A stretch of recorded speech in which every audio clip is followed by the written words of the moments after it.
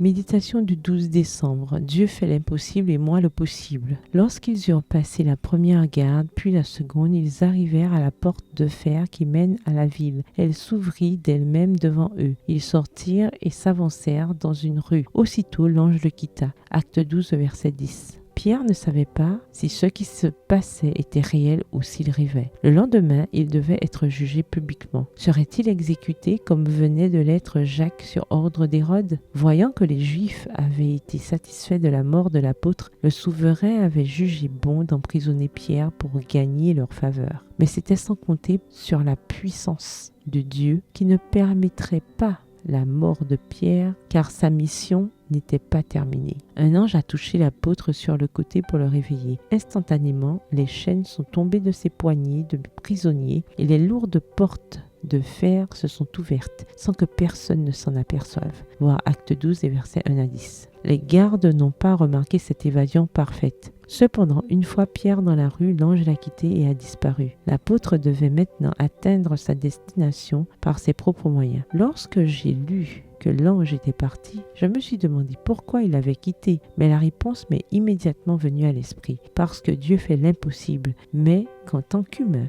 nous devons faire notre part. Plus loin, nous voyons Pierre frapper à une porte pour entrer. Lorsqu'il est arrivé chez Marie, la mère de Jean-Marc, la porte ne s'est pas ouverte d'elle-même comme la porte de la prison quelques instants plus tôt, mais l'effort humain devait faire sa part. Pierre a dû frapper et attendre que quelqu'un lui ouvre de l'intérieur. La leçon est puissante. Que se passe-t-il dans la vie de nombreux croyants? Ils pensent que compter sur Dieu signifie se croiser les bras et attendre que tout arrive par miracle. Ce n'est pas le cas. Tout au long de la Bible, nous trouvons des preuves du fait que Dieu aime laisser l'homme faire sa part. Il est irresponsable de s'attendre à ce que chaque porte s'ouvre par miracle. Vous ne pouvez pas dire à Dieu, si je réussis l'examen, cela signifie que tu veux que j'étudie cette spécialité, si vous n'avez rien révisé. Compter sur Dieu, c'est faire notre part pour contribuer au travail accompli par les armées célestes en notre faveur. Il est de notre devoir de nous efforcer d'atteindre nos objectifs en faisant ce qui est humainement possible et en laissant Dieu faire l'impossible. PS, heureuse parce que Dieu fait l'impossible. Bonne journée et que l'Éternel vous bénisse.